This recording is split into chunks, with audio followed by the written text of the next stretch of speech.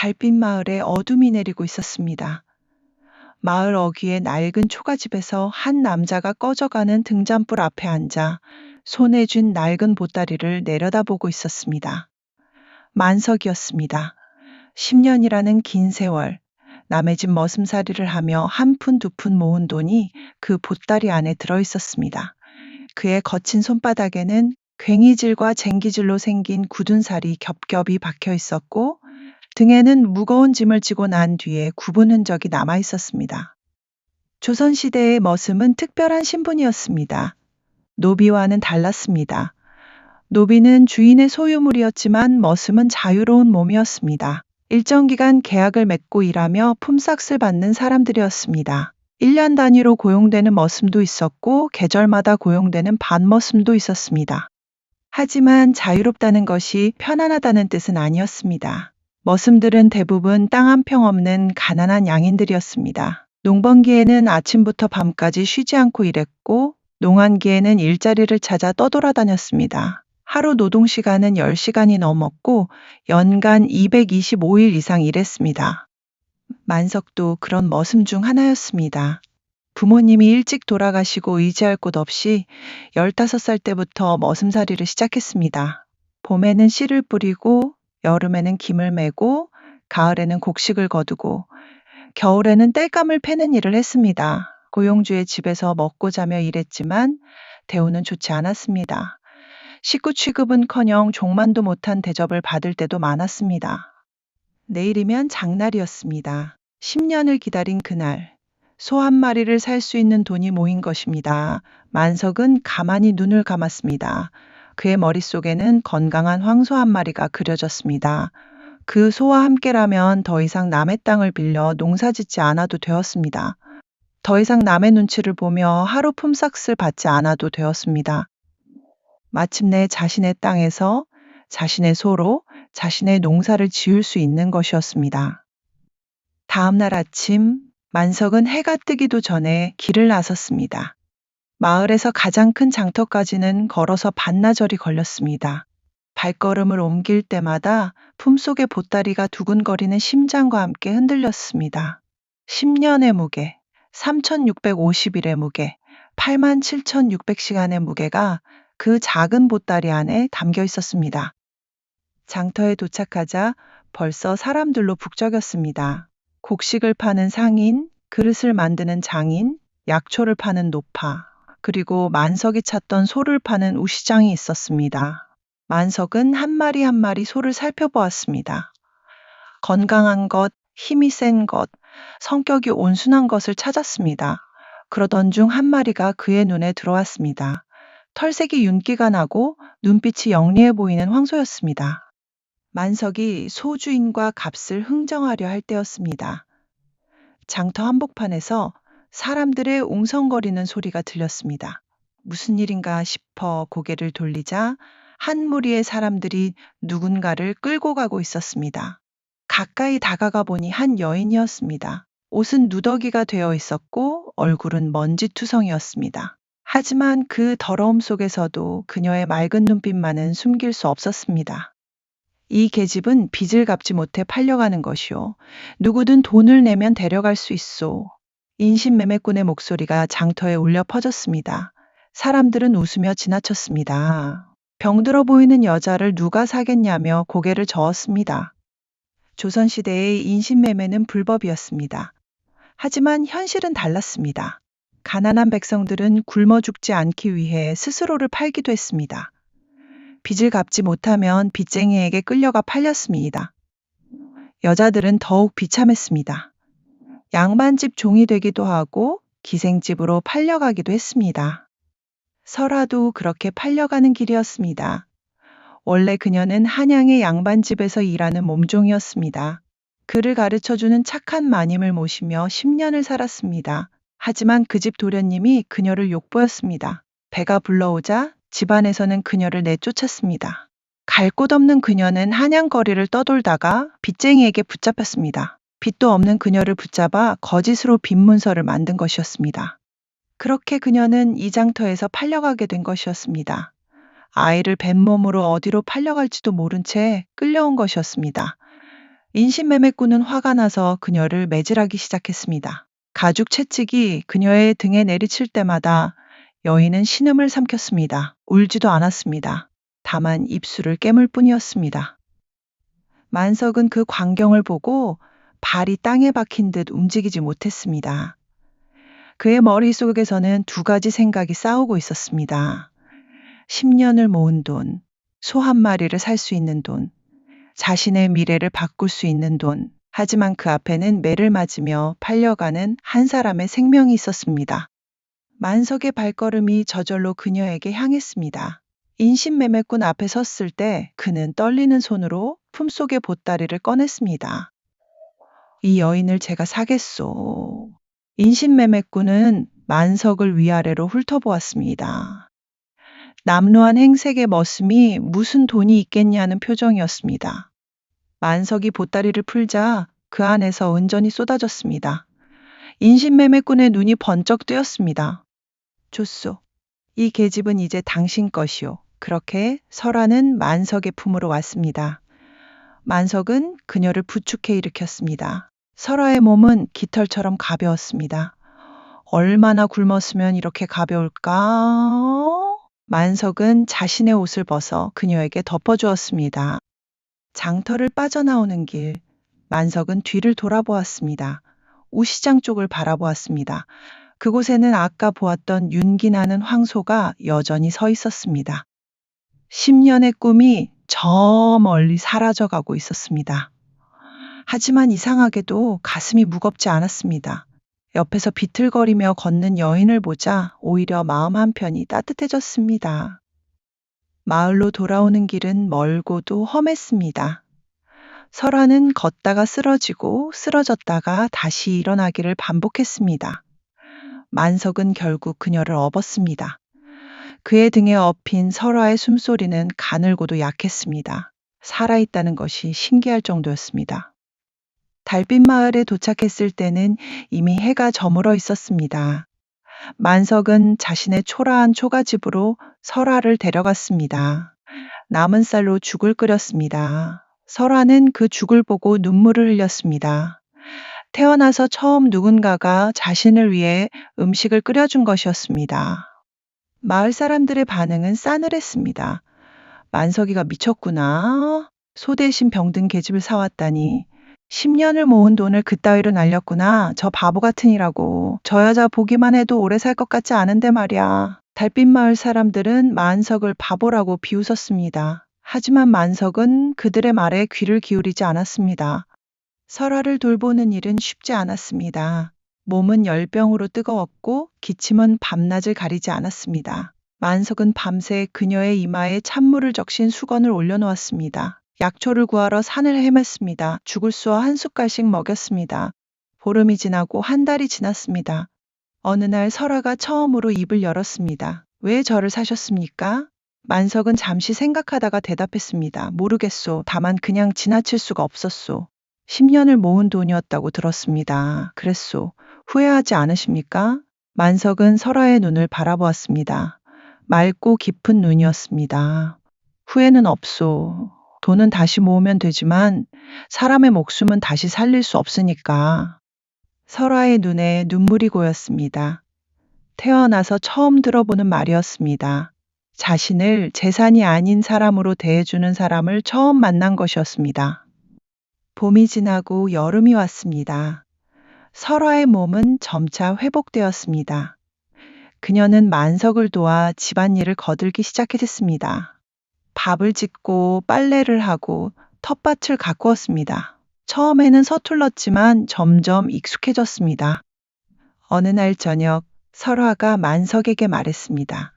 제게 할 말이 있습니다. 만석은 저녁상을 차리던 손을 멈추고 그녀를 바라보았습니다. 설아의 얼굴은 창백했습니다. 무슨 말을 해야 할지 몰라 입술만 떨고 있었습니다. 저는 아이를 가졌습니다. 그 말을 듣는 순간 만석의 손이 멈췄습니다. 설아는 눈물을 흘리며 계속 말했습니다. 팔려가기 전에 한 양반집에서 일을 했습니다. 그곳 도련님이 저를 더 이상 말을 잇지 못했습니다. 만석은 한참을 말없이 앉아 있었습니다. 마을 사람들이라면 당장 쫓아냈을 것입니다. 다른 남자의 아이를 뵌 여자라니 망신이라고 했을 것입니다. 하지만 만석은 다르게 생각했습니다. 설아가 겪었을 고통을 생각했습니다. 얼마나 무서웠을까, 얼마나 외로웠을까, 얼마나 억울했을까. 설아, 만석이 처음으로 그녀의 이름을 불렀습니다. 그 아이는 죄가 없소. 태어날 아이는 아무 잘못이 없소. 설아는 믿을 수 없다는 표정으로 만석을 바라보았습니다. 제 아이로 키우겠소. 우리 아이로. 설아는 그 자리에서 무너져 내렸습니다. 태어나서 처음으로 크게 울었습니다. 억눌렀던 모든 슬픔이 한꺼번에 터져 나왔습니다. 만석은 그저 말없이 그녀의 곁에 앉아 있었습니다. 가을이 왔습니다. 설아의 배가 점점 불러왔습니다. 만석은 그녀가 힘들어하지 않도록 더 많은 일을 했습니다. 남의 집 품팔이를 나가고 산에서 나무를 해다 팔았습니다. 하루에 서너 시간밖에 자지 못했지만 불평하지 않았습니다. 겨울이 찾아왔습니다. 그의 겨울은 유난히 추웠습니다. 눈이 허리까지 쌓였고 바람은 뼛속까지 파고들었습니다. 쌀독은 점점 비어갔습니다. 만석은 하루 한 끼만 먹고 나머지는 설아에게 주었습니다. 뱃속의 아이를 위해서라도 먹어야 하오. 설아는 만석의 깡마른 얼굴을 보며 가슴이 아팠습니다. 자신 때문에 이 사람이 고생하고 있다는 것을 알았습니다. 하지만 만석은 한 번도 원망하는 기색을 보이지 않았습니다. 오히려 항상 웃으며 말했습니다. 괜찮소? 봄이 오면 다 나아질 것이오. 어느 눈 내리는 밤, 설아가 진통을 시작했습니다. 만석은 마을의 산파를 불러왔습니다. 밤새도록 설아의 신음소리가 집안을 가득 채웠습니다. 만석은 방문 밖에서 두 손을 모으고 기도했습니다. 제발 무사히 낳게 해달라고, 아이도 설아도 모두 살게 해달라고. 동이 트기 직전 아기의 울음소리가 들렸습니다. 건강한 사내 아이였습니다. 산파가 문을 열고 나와 말했습니다. 축하하시오. 아드님을 얻으셨소. 만석은 방으로 달려들어갔습니다. 설아는 땀에 젖은 얼굴로 누워 있었고 그녀의 품에는 작은 생명이 안겨 있었습니다. 찬이, 설아가 나직이 말했습니다. 아이 이름이요?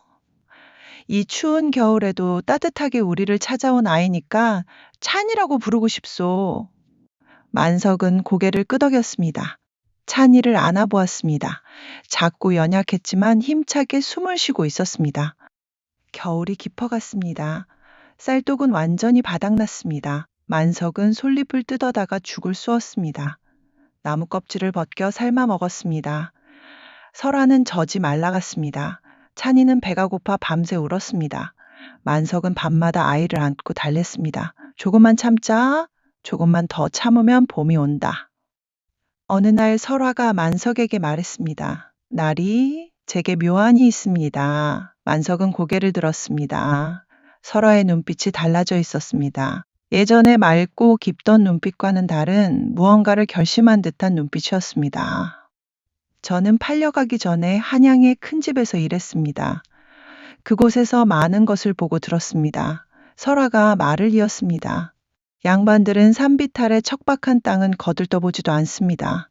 하지만 제가 아는 한 가지가 있습니다. 무엇이요? 약초입니다. 당귀와 황귀 같은 약초는 습기가 많은 곳에서 잘 자랍니다. 마을 뒷산의 그 척박한 땅, 아무도 거들떠보지 않는 그 땅에 약초를 심으면 됩니다. 조선시대의 약초는 매우 귀한 것이었습니다. 허준이 동의보감을 저술한 이후 약초의 중요성은 더욱 커졌습니다. 당귀는 조선시대의 숭엄초불휘라고 불렸고 여성의 건강을 돕는 신이 내린 약재로 여겨졌습니다. 황귀는 2000년 넘게 약재로 쓰였고 인삼에 버금가는 효능이 있어 단너삼이라고 불렸습니다.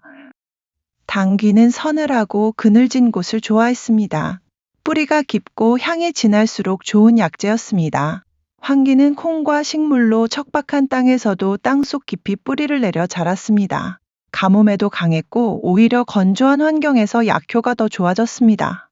설아가 한양에서 배운 지식은 이런 것들이었습니다. 양반집 안채에서 일하며 마님들이 약재상과 나누는 이야기를 듣곤 했습니다. 어느 지방에 어떤 약초가 좋은지, 언제 심고 언제 거두는지, 어떻게 말리고 보관하는지 그 모든 것을 귀담아 들었습니다. 동의보감에도 기록되어 있습니다. 당귀는 혀를 보하고 환기는 기를 보한다고, 두 가지를 함께 쓰면 몸이 허약한 사람도 기운을 차릴 수 있다고 들었습니다. 만석은 고개를 갸웃했습니다. 하지만 곡식도 제대로 자라지 않는 땅인데 약초가 자랄까? 곡식은 햇빛과 기름진 땅이 필요하지만 약초는 다릅니다. 당귀는 그늘진 곳을 좋아하고 환기는 척박한 땅에서도 뿌리를 깊이 내립니다. 제가 한양에 있을 때 들었던 것입니다. 만석은 설화의 말을 곰곰이 생각했습니다. 마을 뒷산의 그 땅은 정말로 아무도 원하지 않는 땅이었습니다. 돌이 많고 물이 고이는 축축한 땅. 하지만 그렇기에 싸게 얻을 수 있었습니다. 봄이 오자마자 만석은 움직였습니다. 마을 이장을 찾아가 뒷산의 땅을 빌려달라고 했습니다. 이장은 웃으며 말했습니다. 그 쓸모없는 땅을 빌리겠다고? 좋소, 공짜로 쓰시오. 마을 사람들은 또다시 비웃었습니다. 미친 만석이 이번에는 돌밭을 일구겠다는구나. 만석과 설화는 매일 산으로 올라갔습니다. 찬이를 업고 올라가 나무 그늘에 눕혀두고 일했습니다. 돌을 골라내고 땅을 일궜습니다. 설화가 구해온 약초 씨앗을 심었습니다. 당귀와 황기, 천궁과 작약, 한양에서 배운 대로 심었습니다. 여름이 왔습니다. 그의 여름은 가뭄이 극심했습니다. 2달 넘게 비가 오지 않았습니다. 마을의 논밭은 갈라지기 시작했습니다. 곡식들이 말라 죽어갔습니다. 농부들은 하늘을 원망하며 기우제를 지냈습니다. 하지만 하늘은 무심했습니다. 조선의 역사를 살펴보면 가뭄은 늘 백성들의 가장 큰 적이었습니다. 삼국시대부터 조선 말기까지 2000년 동안 300번이 넘는 가뭄이 기록되었습니다. 평균 6년마다 한 번씩 가뭄이 찾아왔고 20년에 한 번씩은 사람들이 서로를 잡아먹었다는 기록이 남을 정도로 극심한 대기근이 있었습니다. 임금들은 가뭄이 들 때마다 기우제를 지냈습니다. 죄인을 풀어주고 세금을 감면했습니다. 하지만 비는 쉽게 내리지 않았습니다. 성종 13년에는 2년 연속 가뭄으로 백성들이 굶어 죽어갔고 선조 36년에는 평안도의 청천강을 사람들이 걸어서 건널 수 있을 정도로 물이 말랐습니다. 만석이 살던 그 해도 그런 해였습니다. 5월부터 시작된 가뭄은 8월까지 계속되었습니다. 낙동강의 물줄기가 끊어졌다는 소식이 들렸습니다. 한강의 여울이 얕아져 배가 다닐 수 없다는 소문도 퍼졌습니다. 마을 사람들은 절망했습니다. 이번에 농사는 다 망했어. 곡식이 하나도 연글지 않았어. 어찌 이런 가뭄이. 아마 30년 만에 가뭄일 거야. 올겨울 어떻게 넘기나. 다들 굶어 죽겠구만. 하지만 만석의 약초밭은 달랐습니다. 산빛 아래 그늘진 곳, 물이 고이는 축축한 땅에 심은 약초들은 가뭄에도 꿋꿋이 자라고 있었습니다. 당귀는 하얀 꽃을 피웠고 황기는 땅속 깊이 뿌리를 내렸습니다. 가을이 왔습니다. 수확의 계절이었지만 마을 사람들의 얼굴은 어두웠습니다. 타들어간 논밭에서는 거의 아무것도 거둘 것이 없었습니다. 하지만 만석의 약초밭에서는 풍성한 수확이 기다리고 있었습니다. 만석과 설화는 약초를 캐기 시작했습니다. 당귀 뿌리는 굵고 향이 진했습니다. 황기는 길고 단단했습니다. 말려서 장터에 내다 팔았습니다. 약초는 곡식보다 몇 배나 비싼 값에 팔렸습니다. 한양에서 온 약재상들이 좋은 품질이라며 다투어 샀습니다. 한 해가 지나고 만석의 집 쌀독은 넘쳐났습니다. 2해가 지나고 작은 토지를 살 수 있었습니다. 3해가 지나고 초가집을 기와집으로 바꿀 수 있었습니다. 마을 사람들은 놀라움을 감추지 못했습니다. 저 바보 만석이가 부자가 되었구나. 약초 농사가 그렇게 잘 되는 줄 몰랐네. 하지만 만석의 성공을 시기하는 이가 있었습니다. 마을의 자산가 김부자였습니다. 그는 마을의 절반이 넘는 땅을 소유하고 있었고 수십 명의 머슴을 부리는 사람이었습니다. 만석이 성공하는 것을 보고 질투가 났습니다. 어느 날 김부자가 만석을 찾아왔습니다. 손에는 낡은 문서를 들고 있었습니다. 만석, 자네가 일구고 있는 그 땅 말일세. 사실 그 땅은 내 선조가 소유했던 땅이네. 여기 문서가 있네. 만석은 문서를 보았습니다. 한문으로 빼곡히 쓰여 있었지만 글을 몰랐기에 읽을 수 없었습니다. 그게 무슨 말씀이십니까? 이장님께 허락받고 읽은 땅인데요. 이장이 뭘 안다고? 이 문서를 보게. 분명히 우리 선조의 이름이 적혀 있네. 그러니 그 땅은 내 것이고 자네가 심은 약초도 당연히 내 것이지. 만석은 당황했습니다. 3년을 공들인 땅과 약초를 빼앗길 수는 없었습니다. 하지만 그를 모르는 그로서는 문서의 진위를 따질 방법이 없었습니다. 그때 설화가 나섰습니다. 저를 보여주십시오. 김 부자는 코웃음을 쳤습니다. 계집이 무슨 글을 안다고? 저는 한양의 양반집에서 일하며 글을 배웠습니다. 보여주십시오. 설화는 문서를 받아들었습니다. 한참을 들여다보더니 김 부자를 향해 말했습니다. 이 문서는 거짓입니다. 뭐라고? 첫째, 이 문서에 적힌 땅의 위치가 다릅니다.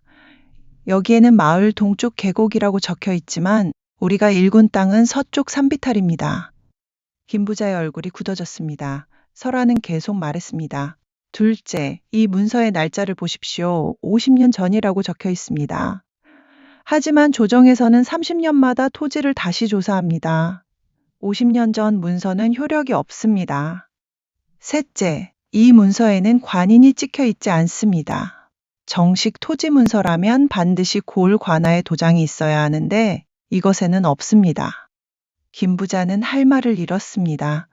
마을 사람들이 하나둘 모여들었습니다.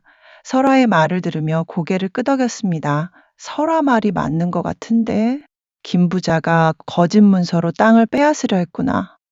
김 부자는 얼굴이 붉어졌습니다. 이것은 더 이상 변명하지 못하고 황급히 자리를 떴습니다. 마을 사람들은 박수를 쳤습니다.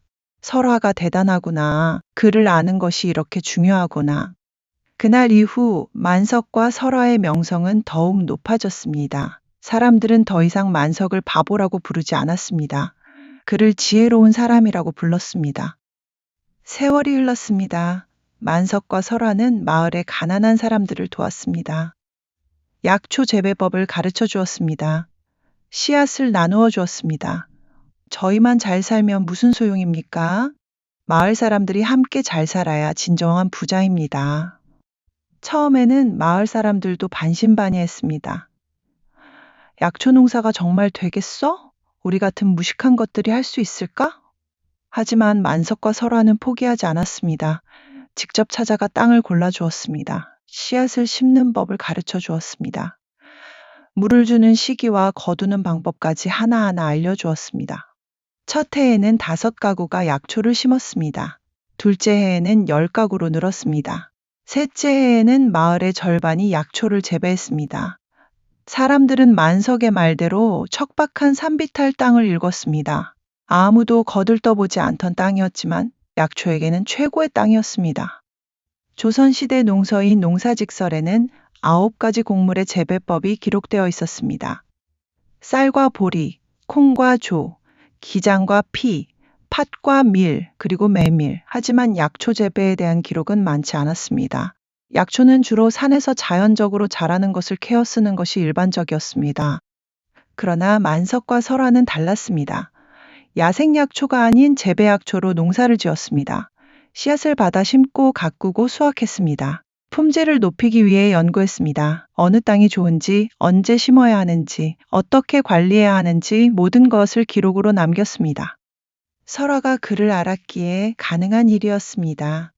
그녀는 매일 밤 등잔불 아래에서 그날의 농사일을 기록했습니다. 오늘은 당귀에 물을 주었다. 흙이 너무 젖지 않도록 조심했다. 황기잎에 벌레가 생겼다. 쑥을 달인 물을 뿌려 퇴치했다. 비가 내렸다. 약초들이 싱싱하게 자라고 있다. 이런 기록들이 쌓여 달빛 마을만의 약초 재배 비법이 되었습니다. 마을 사람들은 이 기록을 보며 약초를 키웠습니다. 실패도 있었고 성공도 있었습니다. 하지만 포기하지 않았습니다. 덕분에 달빛 마을은 약초로 유명한 마을이 되었습니다. 가난했던 마을 사람들도 하나둘 형편이 나아졌습니다. 만석과 설아를 원망하던 사람들도 이제는 고마워했습니다. 찬이는 건강하게 자랐습니다. 총명한 아이였습니다. 설아는 찬이에게 글을 가르쳤습니다. 만석은 농사와 약초 재배를 가르쳤습니다. 찬이는 모든 것을 스펀지처럼 흡수했습니다. 15살이 되었을 때 찬이는 과거 시험을 보고 싶다고 했습니다. 만석과 설아는 기뻐하며 허락했습니다. 찬이는 한양으로 올라가 과거를 보았습니다. 그리고 장원급제를 했습니다. 소식이 마을에 전해졌을 때 사람들은 믿을 수 없었습니다. 만석의 아들이 장원급제를 했다고? 그 어린 찬이가? 마을은 잔치 분위기가 되었습니다. 찬이는 관직에 올라 청렴한 관리가 되었습니다. 백성을 사랑하고 정의를 지키는 관리였습니다. 그의 명성은 조정에까지 알려졌습니다. 어느 날 찬이가 고향을 찾았습니다. 화려한 관복을 입고 달빛 마을에 돌아왔습니다. 하지만 부모님을 만나자마자 관복을 벗고 평상복으로 갈아입었습니다. 그리고 무릎을 꿇고 절을 올렸습니다. 아버지, 어머니, 저를 낳아주시고 길러주셔서 감사합니다. 만석과 설아는 눈물을 흘렸습니다. 우리 아들이 이렇게 훌륭하게 자라다니. 찬이는 말했습니다. 제가 알고 있습니다. 제가 아버지의 친아들이 아니라는 것을. 하지만 저에게 아버지는 이 세상 누구보다도 위대한 분이십니다. 10년을 모은 돈으로 어머니를 구하시고 저를 자식으로 받아들이셨습니다. 그 은혜를 어찌 잊겠습니까? 만석은 찬이의 머리를 쓰다듬었습니다. 내가 이렇게 자라준 것만으로도 아비는 충분하다. 설아도 찬이를 껴안았습니다. 내가 우리에게 온 것이 우리의 가장 큰 복이었단다. 그날 밤 달빛 마을에서는 큰 잔치가 열렸습니다. 마을 사람들이 모두 모여 축하했습니다. 한때 만석을 바보라고 비웃었던 사람들도 이제는 그를 존경했습니다. 만석이야말로 진정한 지혜를 가진 사람이었어. 맞아. 돈보다 사람의 생명을 택한 그 선택이 결국 가장 큰 복을 불러왔지. 세월이 더 흘렀습니다. 만석과 설아는 늙었습니다. 머리는 백발이 되었고 허리는 구부정해졌습니다. 하지만 그들의 얼굴에는 항상 미소가 있었습니다. 어느 봄날 두 사람은 뒷산에 올랐습니다. 처음 약초를 심었던 그 땅으로 올라갔습니다. 지금은 넓은 약초밭이 되어 있었습니다. 당귀꽃이 하얗게 피어 있었습니다. 여보, 후회하지 않으시오? 설아가 물었습니다. 무엇을요? 그때 저를 사지 않고 소를 샀더라면 더 편하게 살았을지도 모르잖소. 만석은 웃었습니다. 소를 샀더라면 당신을 만나지 못했을 것이요. 찬이도 없었을 것이고 이 모든 행복도 없었을 것이요. 나는 그날 세상에서 가장 좋은 선택을 한 것이요. 설아의 눈에 눈물이 맺혔습니다. 당신을 만난 것이 제 인생 최고의 행운이었습니다. 두 사람은 서로를 바라보며 미소 지었습니다. 해가 지고 있었습니다. 석양이 약초밭을 붉게 물들이고 있었습니다. 만석과 설아는 손을 잡고 산을 내려왔습니다. 마을에서는 찬이가 아버지와 어머니를 기다리고 있었습니다. 그날 밤 가족은 함께 저녁상을 받았습니다. 소박하지만 따뜻한 밥상이었습니다. 웃음소리가 집안을 가득 채웠습니다. 그것은 돈으로도 권력으로도 살 수 없는 진정한 행복이었습니다. 달빛 마을 사람들은 오랫동안 만석과 설아의 이야기를 전했습니다. 10년을 모은 돈으로 사람의 생명을 구한 남자, 지혜로 가족을 지킨 여자, 그리고 그들이 이룬 아름다운 가정, 신분도 재산도 중요하지 않았습니다. 진정으로 중요한 것은 사람을 사랑하는 마음이었습니다. 세상 사람들은 부를 재산으로 재지만 만석은 달랐습니다. 그에게 진정한 부는 사랑하는 가족이었습니다. 함께 웃고 함께 울 수 있는 사람들이었습니다. 그것이야말로 어떤 금은보화보다 값진 것이었습니다. 그리고 그 진리는 지금도 우리에게 말합니다. 진정한 부자는 많이 가진 사람이 아니라 많이 나눈 사람이라고. 진정한 지혜는 책에 있는 것이 아니라 사람을 대하는 마음에 있다고. 만석과 설화의 이야기는 이렇게 달빛 마을에서 대대로 전해졌습니다. 그들이 떠난 후에도 마을 사람들은 그들을 기억했습니다. 약초밭에 피는 하얀 당귀꽃을 볼 때마다 사람들은 말했습니다. 저 꽃처럼 순수한 마음으로 산 사람들이 있었지. 만석과 설화 말이야. 이 이야기를 듣는 여러분께 묻고 싶습니다. 만약 여러분이 만석의 자리에 있었다면 어떤 선택을 하셨을까요? 10년을 모은 돈, 여러분의 미래를 바꿀 수 있는 돈. 하지만 그 앞에 죽어가는 한 사람의 생명이 있다면 쉬운 선택은 아닐 것입니다. 어쩌면 만석의 선택이 어리석어 보일 수도 있습니다. 하지만 그 어리석어 보이는 선택이 결국 가장 지혜로운 선택이었다는 것을 우리는 압니다. 이 이야기가 우리에게 전하는 메시지는 명확합니다. 사람이 사람답게 사는 길은 무엇인가? 나만 잘 사는 것이 아니라 함께 잘 사는 것. 가진 것을 움켜쥐는 것이 아니라 나누는 것. 그것이 진정으로 부유하게 사는 길입니다. 만석은 가난한 머슴이었습니다. 하지만 그의 마음은 그 어떤 양반보다도 고귀했습니다. 설화는 팔려가던 여인이었습니다. 하지만 그녀의 지혜는 그 어떤 선비보다도 뛰어났습니다. 찬이는 다른 남자의 아이였습니다. 하지만 진정한 아버지는 피가 아니라 사랑으로 결정됩니다. 이 이야기를 들으신 여러분도 각자의 자리에서 만석처럼 살아갈 수 있습니다. 거창한 것이 아닙니다. 옆 사람에게 손 내미는 것, 어려운 사람을 외면하지 않는 것, 작은 실천이 모여 큰 변화를 만듭니다. 달빛 마을은 실제로 존재했던 마을일 수도 있고 아닐 수도 있습니다. 하지만 중요한 것은 만석과 설화 같은 사람들이 우리 역사 속에 분명히 있었다는 것입니다. 이름 없이 살다간 수많은 평범한 사람들, 하지만 그들의 선택과 삶이 모여 오늘의 우리를 만들었습니다. 그러니 이 이야기를 기억해 주십시오. 그리고 여러분도 각자의 자리에서 만석이 되고 설화가 되어 주십시오. 그렇게 우리 모두가 조금씩 더 나은 사람이 된다면 이 세상도 조금씩 더 나은 곳이 될 것입니다.